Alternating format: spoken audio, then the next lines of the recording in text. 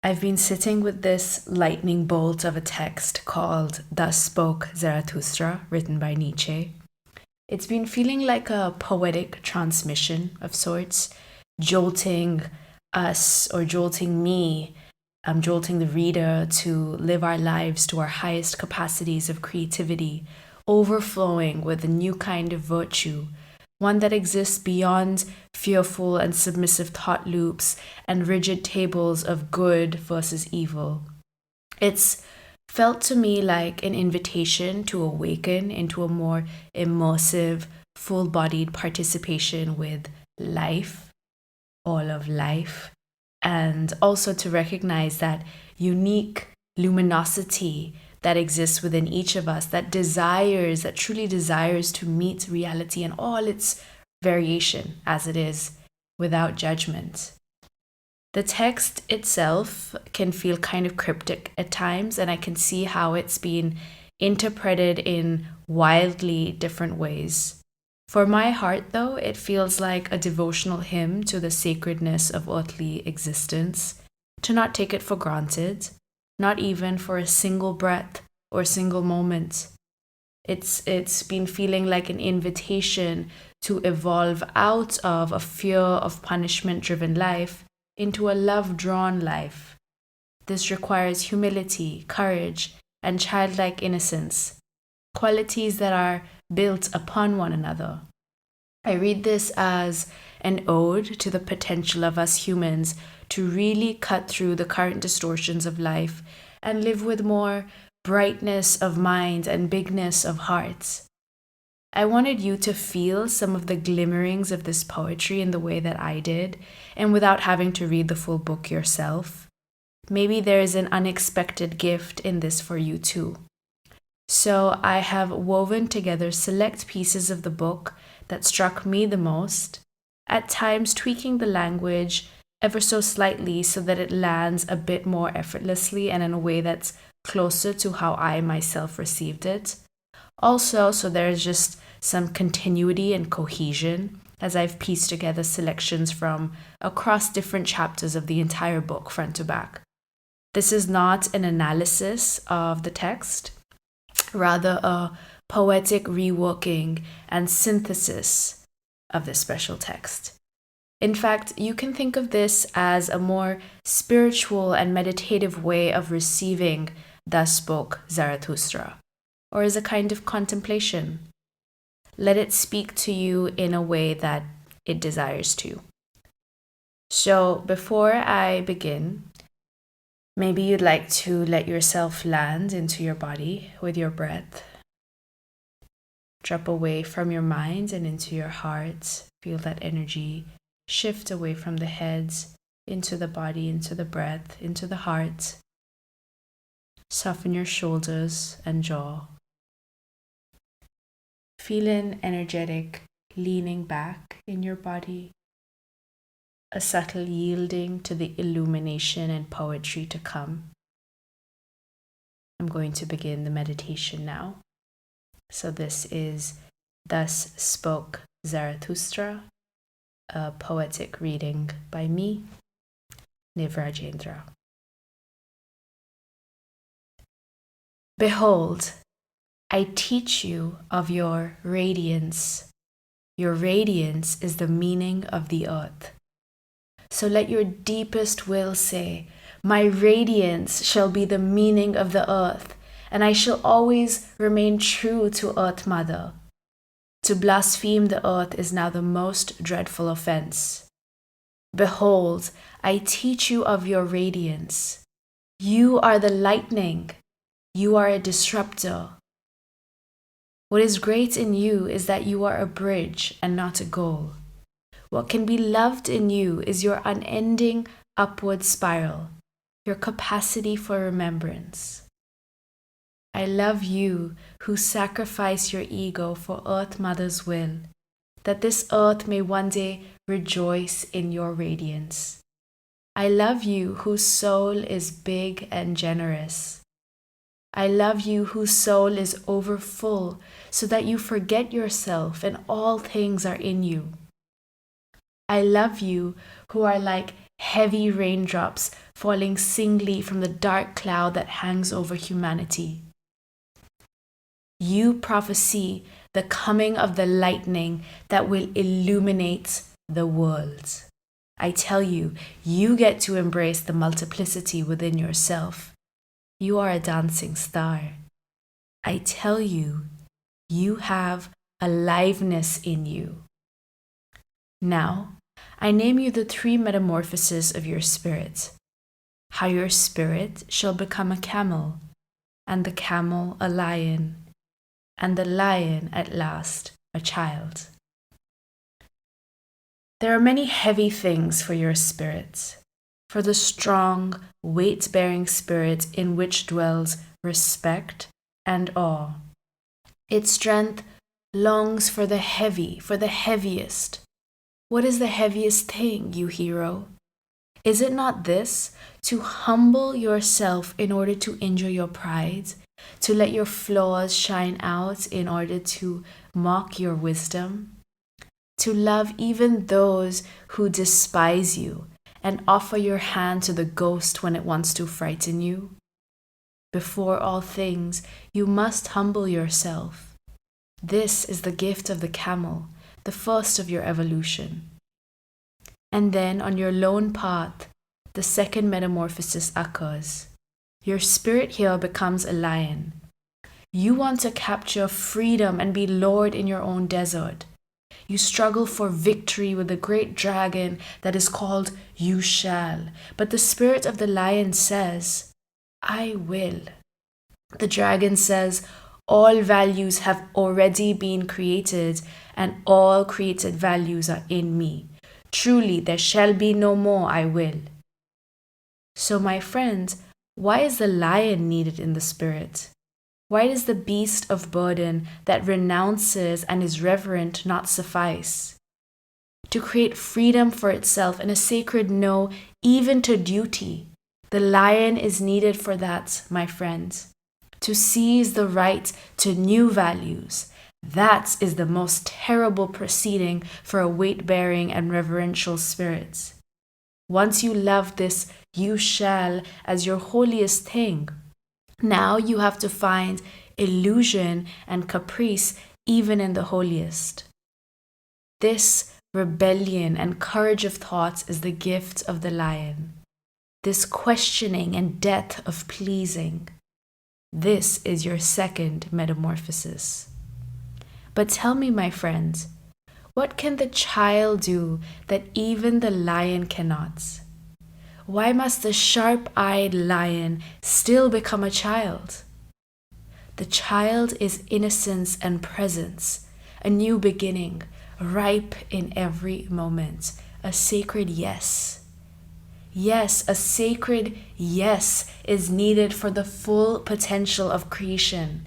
Your spirit now wills its own will. Your spirit sundered from the world now wins its own world, a new world, a world born of pure presence and play. Receive this contemplation on the 3 metamorphoses of your spirit. How your spirit becomes a camel, and a camel a lion, and the lion at last a child. And through it all, remember how your body is a great intelligence. A multiplicity with one sense, a war and a peace, a herd and a herdsman. You say, I, and you are proud of this word. But greater than this, although you will not believe in it, it is your body and its great intelligence, which does not say I, but performs I. What your senses feel, what your intellect perceives, is never an end in itself. But sense and intellect would like to persuade you that they are the end of all things. They are as vain as that. Sense and intellect are instruments and tools. Behind them still lies your radiance. Your radiance seeks with the eyes of your 5 senses. It too listens with the ears of your intellect. Your radiance is always listening. It rules and is also your ego's ruler. Behind your thoughts and feelings, my friend, stands a mighty commander, an unknown sage. She is called your radiance. She lives in your body. She is your body. Your radiance laughs at your ego and its proud leapings. What are these leapings and flights of thoughts to me? It says to itself. A byway to my goal. I am the ego's leading string and I prompt its conception. Your radiance says, I am courageous. Courage that scares away the phantoms and illusions of doubt. Courage that wants to laugh. You look up when your ego desires to be exalted.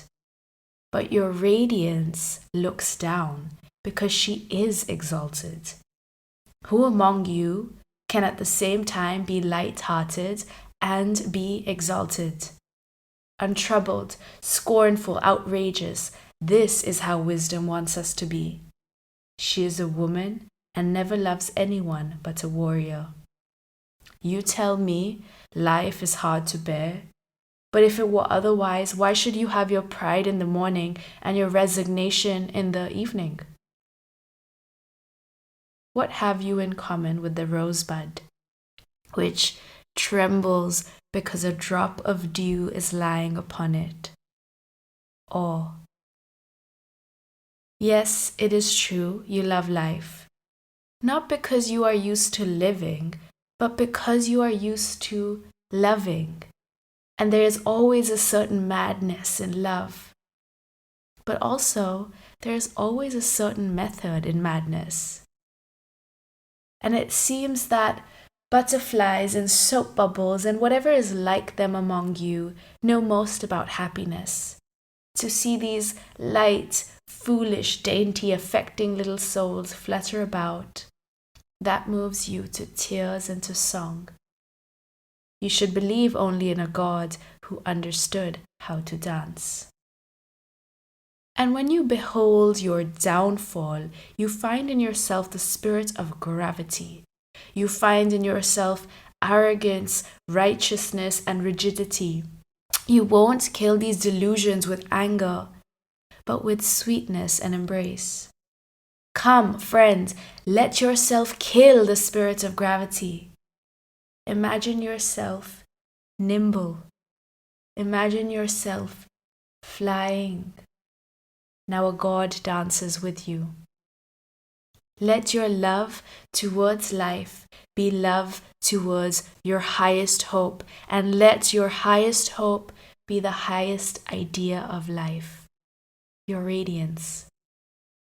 Know this to be true.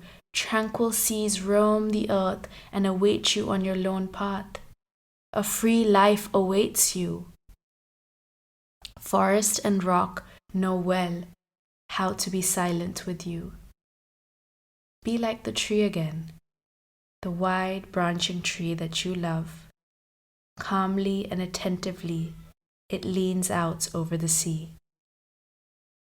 Once you hung a table of false values over yourself. But truly, the power of this praising and blaming game is a monster. Tell me, are you ready to see through it, my friends? You must be ready to burn yourself in your own flame. How could you become new if you had not first become ashes? Remember your golden radiance. Gold-like gleams the glance of the giver. Gold luster makes peace between moon and sun. Remember your golden radiance. Truly, I see you well, my friend. You aspire to the bestowing virtue as I do. You thirst to become sacrifices and gifts yourself, and that is why you thirst to heap up all riches in your soul. Your soul aspires insatiably after treasures and jewels because your virtue is insatiable in wanting to give. You compel all things to come to you and into you, that they may flow back from your fountain as gifts of your love. Imagine this. Your body is elevated and risen up. It enraptures the intellect with its joy, that it may become creator and evaluator and lover and benefactor of all things. Your heart surges broad and full like a river, a blessing and a danger to those who live nearby. You are exalted above praise and blame. Your will wants to command all things as the will of a lover, and you always seek the soft-hearted. A new understanding of good and evil emerges from your soul. Truly, a new roaring in the depths of your heart and the voice of a new fountain. This is your power, this virtue. It is a ruling idea, and around it your subtle soul, a golden sun, and around it the serpent of knowledge. This is your limitless virtue, your overflowing goodness. Imagine this. And with this power of your truth and goodness, you stay loyal to the earth. Your bestowing love and your knowledge serve towards the meaning of the earth.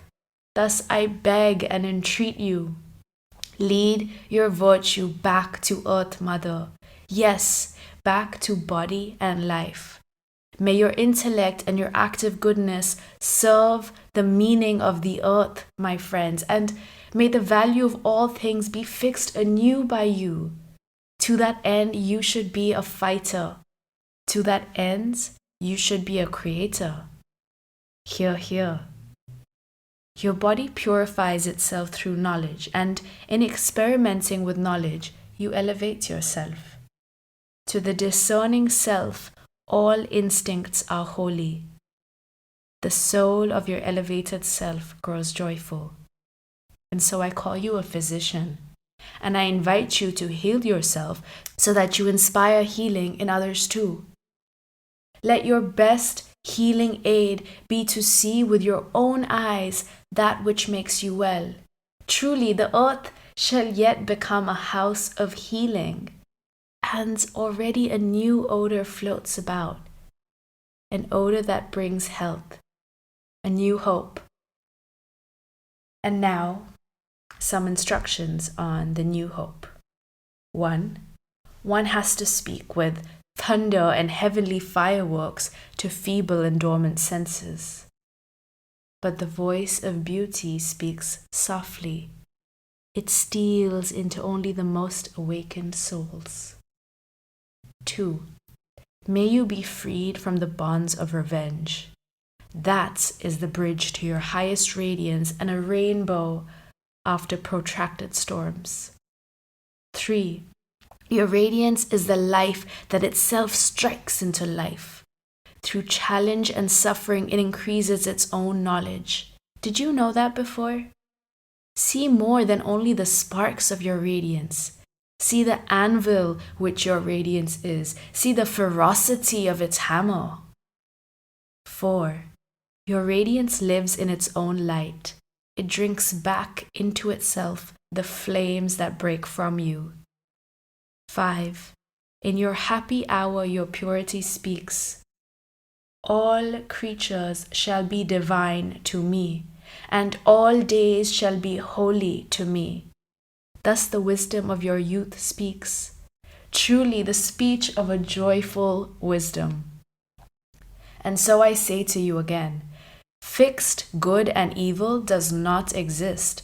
These polarities must overcome themselves again and again. Once you exerted power with your values and doctrines of good and glittering, trembling, but a mightier power and a new overcoming grow from a field without your values. Let us speak of this, wise friend, even if it's an uncomfortable thing. To be silent is worse. This mightier power is the magic of your will, your essential, your essence, your blueprint. the will that preserves you from all petty victories, your soul's destiny. Nothing more gladdening grows on earth than an exalted, robust will. It is the earth's fairest growth. A whole landscape is refreshed by one such tree. To the pine tree do I compare him who grows up like you, tall, silent, hard, alone, of the finest, supplest wood, magnificent at last. However, reaching out with strong green branches for its domain, asking bold questions of the winds and storms and whatever is at home in its heights. Touch the energy of your exalted will. Your will to power is your will to radiance. Ready and ripe in the great noontide, ready and ripe like glowing ore, like cloud heavy with lightning and like swelling milk udder. Your most secret will is ready for your radiance. A bow eager for its arrow, an arrow eager for its star, a star ready and ripe in its noontide, glowing, transpierced, blissful through annihilation sun arrows, a sun itself and an inexorable sun will, ready for annihilation in victory, ready for lightning in its dark bosom and for redeeming beams of light, pregnant with lightning which affirms yes, laughs yes, ready for prophetic lightning flashes. This is your will for your radiance, and your radiance loves the eternal field of life. O friend, attend. What does deep midnight's voice contend? You slept your sleep, and now awake at dreaming's end. The world is deep, deeper than day comprehend. Deep is its woe. Joy, deeper than heart's agony. Woe says, fade, go, but all joy wants is eternity. Wants deep, deep, deep eternity. All joy wants is the eternity of all things. Wants honey, wants intoxicated midnight, wants graves, wants the consolation of graveside tears, wants gilded sunsets. What does joy not want? It is thirstier, warmer, hungrier, more fearful, more secret than all woe. It wants itself. It bites into itself. It wants love. It wants hatred. It is super abundant. It gives, throws away, begs for someone to take it, thanks him who takes. It would like to be hated. So rich is joy that it thirsts for woe, for hell, for hatred, for the lame, for the world. For it knows, oh, it knows this world. Joy wants the eternity of all things, wants deep, deep, deep eternity. This is your radiance. Your radiance is this superabundant joy, desiring to know its immortal and eternal self. A drop of dew, an odor and scent of eternity. Do you not hear it? Pain is also joy. A curse is also a blessing. The night is also a sun. Be gone, or you will learn. A wise man is also a fool. Did you ever say yes to one joy? Oh, my friend, then you said yes to all woe as well. All things are chained and entwined together. All things are in love.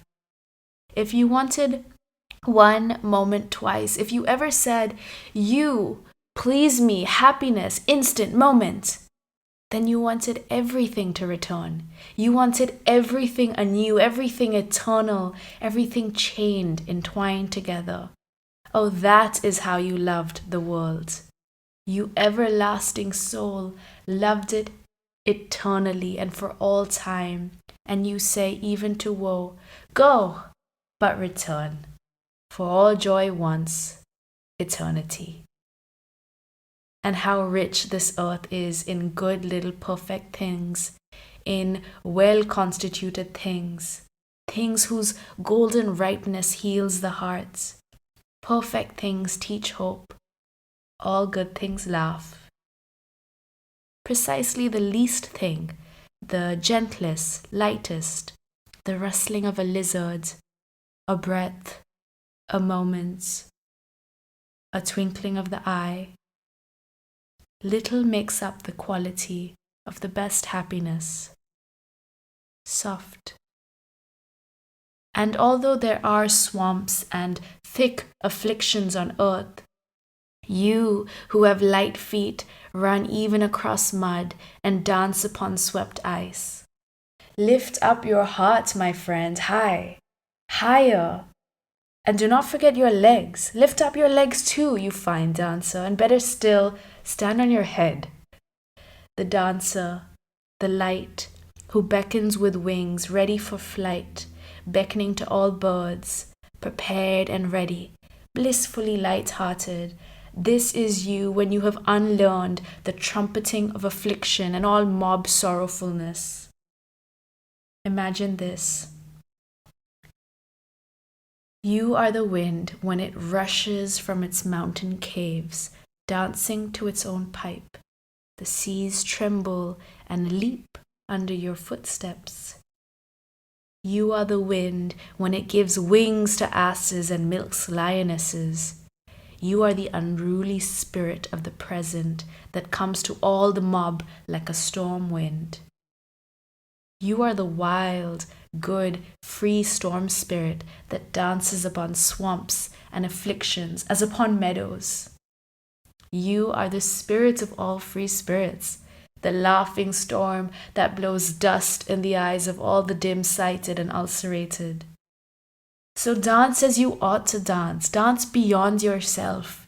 Lift up your heart, you fine dancer, high, higher, and do not forget to laugh well. This courage, at length grown subtle, spiritual, intellectual, this human courage with eagle's wings and serpent's wisdom, this, it seems to be, is today called your radiance. So what of your suffering and pity? Your radiance does not aspire after happiness. It aspires after its emanation. This is your morning. Your day begins. Rise up now. Rise up. Leave your cave, glowing and strong, like a morning sun emerging from behind dark mountains. Ready for the dewdrop that is your strange soul to be drunk up back into the well of the eternal sky.